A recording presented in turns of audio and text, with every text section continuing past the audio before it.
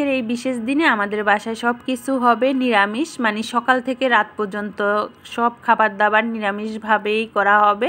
Hello everyone, welcome my page. সবাই কেমন আছেন? আজকের ব্লগটা এখান থেকেই শুরু করতেছি।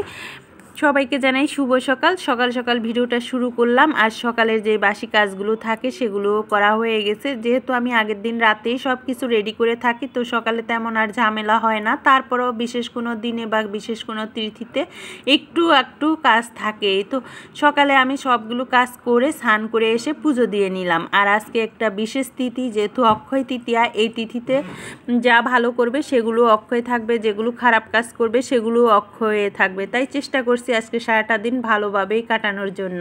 আর এই বাচ্চাদেরকে ঘুম থেকে তুলে দিয়েছি, একটুও ঘুম ভাঙতে চাচ্ছে না, তাদের মোড়ামুড়ি করতেছে। আর নিহান একটু উঠে লাফালাফি করে আবার বিছানায় যেয়ে শুয়ে পড়ছে, মানে ঘুমটা তাদের এখনও চোখে।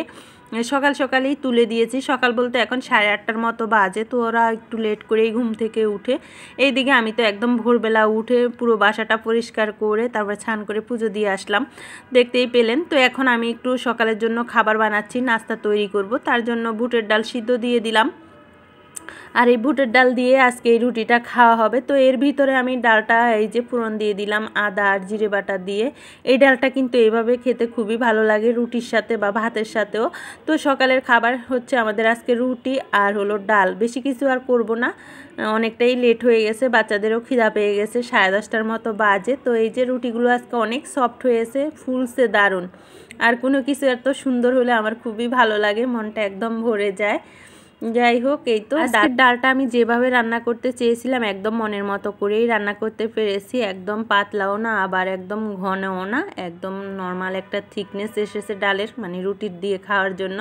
তো ভালোই লাগতেছে সব কিছু। তো এখানে এই যে সকালের খাবার দাবার আমরা শেষ করে, আমি সকালের খাওয়া শেষ করে দুপুরের জন্য আবার রান্নাবান্নার আয়োজন করব। তার জন্য কেটে কুটে সব কিছু পরিষ্কার করে একদম রান্নাবান্না করে আবার ক্যামেরা নিয়ে চলে আসলাম। তো এখানে সকালের এই যে ডালটা বেশি করেই রান্না করেছি, তো এটা রয়ে গেছে।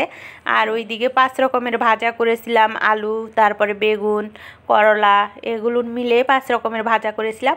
আর একটা স্পেশাল রান্না করেছি, পোলাওর চালের সিদ্ধ ভাত, একদম দারচিনি আর হলো তেজপাতা দিয়ে শুধু জলের মধ্যে নর্মাল ভাত যেভাবে করে সেভাবেই রান্নাটা করে নিয়েছি।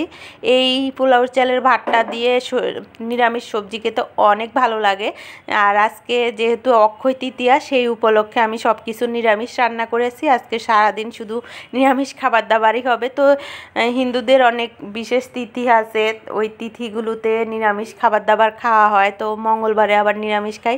তো আমি নিরামিষ অনেক পছন্দ করি না, মাঝে মাঝে মানে পছন্দ করি আর কি, যেমন 15 দিনে বা মাসে 1-2 বার হলে সমস্যা হয় না, কিন্তু রেগুলার আমি নিরামিষ অতটা পছন্দ করি না। তো আবার ধর্মীয় দিক থেকে যেমন কোনো বিশেষ তিথি পড়লে তখন আবার করা হয়, মাঝে মাঝে আবার 2-1টা বাতও যায়। যাই হোক, দুপুরের রান্নাবান্না শেষ করে আমি দুপুরের পরে এক জায়গায় গেছিলাম, মানে এক দাদার বাসায়। আজকে বিষ্ণু পূজা আর হলো গণেশ পূজা হয়েছিল, তো ওখানে গিয়েছিলাম। ওইখান থেকে পূজা শেষ করে প্রসাদ খেয়ে বাসায় আসলাম। বাসায় এসে এই যে সন্ধ্যা পূজাটা দিয়ে নিলাম। বিকালে একটু জয়দেবপুরে যাব।